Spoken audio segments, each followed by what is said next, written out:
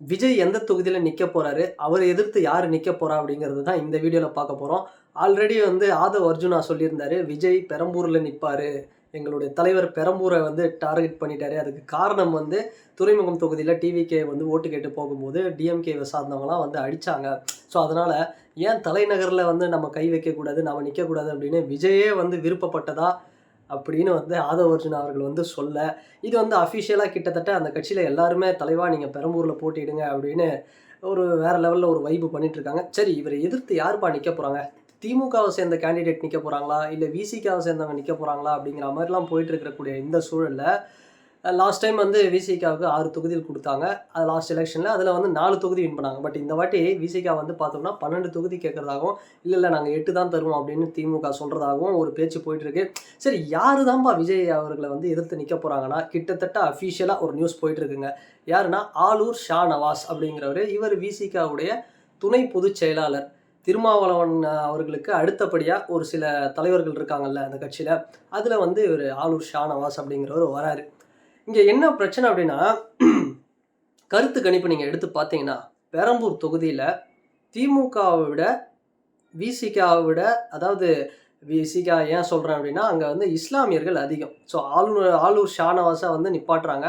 அதுக்கு இதுவும் ஒரு காரணமா இருக்கலாம். ஸோ திமுகவை விட, விசிகாவை விட, ஏன் ஏடிஎம்கே விட டிவிகேவுக்கு பெர்சன்டேஜ் அப்படிங்கிறது அதிகமா இருக்கு. நீங்க கருத்து கணிப்பு எடுத்து பாருங்க. ஒண்ணும் இல்ல நியூஸ்7 கருத்து கணிப்பு எடுத்து பாருங்களேன்.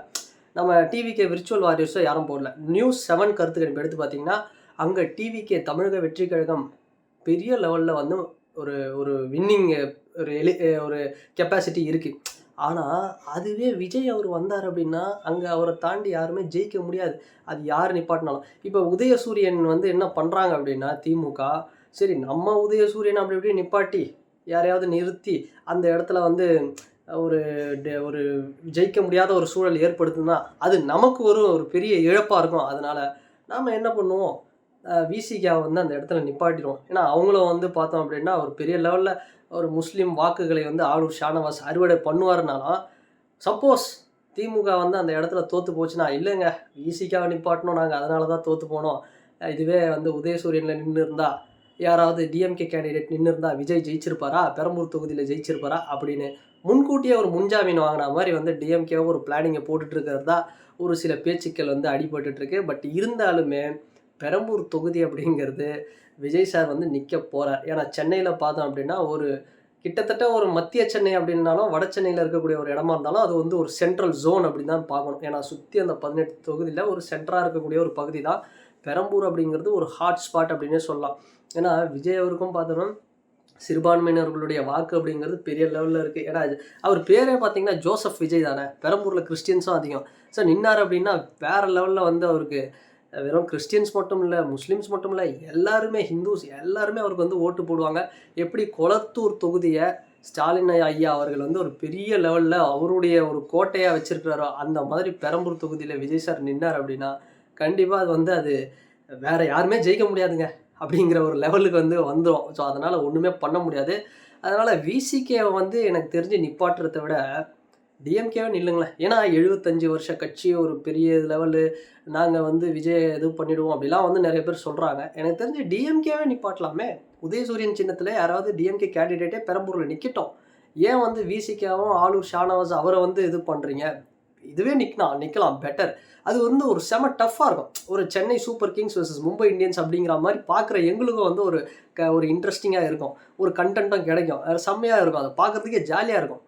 ஒரு ஸ்ட்ரெயிட் டு ஸ்ட்ரெயிட். ஏன்னா டிஎம்கே திமுக வெர்சஸ் தாவேக தான் மோதலே. டிஎம்கே வெர்சஸ் டிவிகே தான் மோதலே. ஸோ அப்படி வரும்பொழுது விஜய் அவர்களை வந்து எதிர்த்து நிற்கிறதுக்கு கேண்டிடேட் அப்படிங்கிறவங்க யாராவது நிப்பாட்டலாம். ஸோ அந்த மாதிரி இருக்கும். அந்த ஒரு டிஎம்கே கேண்டிடேட்டே உதயசூரியன் சின்னத்திலே வந்து போட்டியிட வைக்கலாம். அப்படி நின்னா அது வேறு லெவலில் இருக்கும். ஸோ செம்மையாக இருக்கும் அதை பார்க்குறதுக்கு. அதை விட்டுட்டு நாங்கள் வந்து இல்லை எத்தனையோ வாட்டி பொது தொகுதி தாங்க அப்படின்னு வந்து திருமாவளவன் அவர்கள் கேட்டிருக்கிறார். அப்போல்லாம் தராமல் இப்போ வந்து விஜய் அவர்களை வந்து டார்கெட் பண்ணுறதுக்கு சரி ஓகே அவங்கள நிப்பாட்டுவோம் அப்படிங்கிற மாதிரி வந்து முன்கூட்டியே ஒரு வேளை ரிசல்ட் தெரிஞ்சதுனால கருத்து கணிப்பெலாம் சொன்னதுனால இப்படி பண்ணுறாங்களா என்னன்னு புரியல. பட் என்னை கேட்டாங்க நான் ஓப்பனாக வந்து சொன்னோம் அப்படின்னா டிவிகே வெர்சஸ் டிஎம்கே அப்படிங்கிறது விஜய் அவர்களை எதிர்த்து நிற்கிறது ஒரு டிஎம்கே கேண்டிடேட்டாக இருந்தால் அது நல்லாயிருக்கும் அப்படின்னு தான் சொல்கிறேன். ஸோ அதனால் இந்த பெரம்பூர் தொகுதியில் யார் வின் பண்ணுவா அப்படின்னு கேட்டால் நீங்கள் ஏங்க நான் திரும்பவும் சொல்கிறேங்க, நிறைய பேர் வந்து நான் கருத்துக்களை புள்ளி விவரத்தோடு சொல்லும்பொழுது என்ன சொல்கிறாங்க அப்படின்னா, இது வந்து இந்த டிவிகேவோட கருத்து கணிப்பு. அப்படி டிவிகேவோட கருத்து கணிப்புலாம் இல்லை, நியூஸ் 7ல் அஃபிஷியலாக வந்த கருத்து கணிப்பு. பெரம்பூர் தொகுதியில் டிவிகே தான் வின் பண்ணும், டிவிகேக்கு தான் வந்து பெரிய லெவலில் பர்சன்டேஜ் இருக்குது அப்படிங்கிறத வந்து தொடர்ச்சியாக பல இடத்துல வந்து சொல்லிட்டு இருக்காங்க. சப்போஸ் அந்த இடத்துல விஜய் அவர்கள் வந்தார் அப்படின்னா எனக்கு தெரிஞ்சு எப்படியா இருந்தாலும் ஒரு பெரிய லெவலுங்க, வேறு லெவலில் வின்னிங் இருக்கும். பர்சன்டேஜ் அப்படிங்கிறது எங்கேயோ இருக்கும், பக்கத்தில் கூட வர முடியுமா அப்படிங்கிறது தெரில. இந்த மக்கள் நீதி மய்யம் கட்சி தலைவராவது கமல் சார் ஒரு பக்கம் பார்த்தா என்ன பண்ணாருன்னா, கோயம்புத்தூரில் நல்ல ஒரு ஓட்டு வாங்கினார். கிட்டத்தட்ட இவங்க வானதி ஸ்ரீனிவாசன், யார் நம்ம பிஜேபியோட கேண்டிடேட், அவங்க கிட்ட வந்து ஒரு 5000 ஓட்டு 3000 ஓட்டில் தான் தோத்தார் கமல் சார். பட் ஆனால் இங்கே வந்து அப்படிலாம் பண்ண முடியாது. விஜய் வராரு அப்படின்னாலே வந்து பார்த்தோம் அப்படின்னா, அந்த இடத்துல பெரம்பூர் தொகுதி இன்னைக்கு சொல்கிற டிக்ளேர் பெரம்பூர் வெற்றி அப்படிங்கிறது தமிழக வெற்றி கழகம் தான். அது விஜய் சாரோட தொகுதியாக ஆச்சு அப்படின்னா அங்கே அவரை மீறி யாருமே ஜெயிக்க முடியாதுங்க. எப்படி எடப்பாடியில் வந்து இபிஎஸ் அவர் தான் வந்து வேறு யார்த்தையும் ஜெயிக்க முடியாது, எப்படி குளத்தூரில் வந்து ஸ்டாலின் அவர்களுடைய தவிர வேறு யாரும் ஜெயிக்க முடியாதோ அது மாதிரி தான் ஆகும். ஸோ அதனால் அந்த ஒரு அடிப்படையில் தான் வந்து நான் சொல்கிறேன். இதுக்கப்புறமும் வந்து நம்ம இந்த கேண்டிடேட்டை போடலாமா அந்த கேண்டிடேட்டை போடலாமா அப்படிங்கிறது எனக்கு தெரிஞ்சு அது டிஎம்கே ஒரு நல்ல முடிவாக எடுக்கணும். ஸோ எங்களுக்கு ஒரு நல்ல கண்டென்ட் விடுங்க. ஸோ எதிர்பார்க்கலாம், விஜய் அவர்களை எதிர்த்து நிற்கிறது ஒரு டிஎம்கே கேண்டிடேட் அப்படிங்கிறத நாங்கள் ரொம்ப ஆர்வமாக வந்து எதிர்பார்க்குறோம். ஸோ இதை தாண்டி டி நகரில் வந்து புசி ஆனந்த் கழக பொதுச் செயலாளர், டிவிகேவுடைய பொதுச் செயலாளர் இவர் ஆனந்த் சார் வந்து நிற்க போகிறாரு. அப்புறம் ஆதவ் அர்ஜுனா அப்படிங்கிறவர் வில்லிவாக்கத்தில் நிற்க போகிறாரு அப்படிங்கிற மாதிரிலாம் வந்து தகவல்கள் போயிட்டுருக்கு.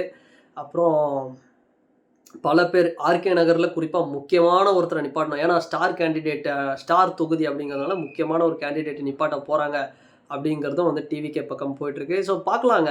பெரம்பூர் நீங்கள் வந்து திமுக வெர்சஸ் தாவேகா, பெரம்பூர் வந்து நீங்கள் சொல்லுங்கள். நீங்கள் பெரம்பூர் மட்டும் இல்லை, தமிழ்நாட்டில் எந்த தொகுதியில் இருக்கிறவங்க இந்த வீடியோவை பார்த்துட்டு இருந்தாலும் பெரம்பூரில் யாருக்கு வெற்றி, டிவிகேவா இல்லை தாவேகாவா? விஜய் அவரை எதிர்த்து யார் நின்னா செம்மையாக இருக்கும்? விஜய் அவர்கள் ஜெயிப்பாரா தோப்பாரா? ஸோ டிவிகே ஜெயிக்குமா தோக்குமா? ஸோ இந்த போட்டி அப்படிங்கிறது எப்படி இருக்கும்? விசிகாவை நிப்பாட்டலாமா இல்லை டிஎம்கே கேண்டிடேட்டே வந்து விஜய் சாருக்கு ஆப்போனண்ட்டாக நிறுத்தலாமா? இதெல்லாம் பற்றின உங்களுடைய கருத்து என்ன அப்படிங்கிறத நீங்கள் இந்த கமெண்ட் செக்ஷனில் மறக்காமல் பதிவிடுங்க. அண்டு வேறு ஒரு வீடியோவில் வேறு ஒரு கான்டென்ட்டில் நான் உங்களை பார்க்குறேன். ஸோ தொடர்ந்து நம்ம சேனலுக்கு வந்து சப்போர்ட் பண்ணுங்கள். சப்ஸ்கிரைப் பண்ணாதவங்க, இது வரைக்கும் சப்ஸ்கிரைப் பண்ணாதவங்க சப்ஸ்கிரைபும் பண்ணுங்கள். அண்டு வேறு ஒரு வீடியோவில் வேறு ஒரு கான்டென்ட்டில் நான் உங்களை பார்க்குறேன். பாய்.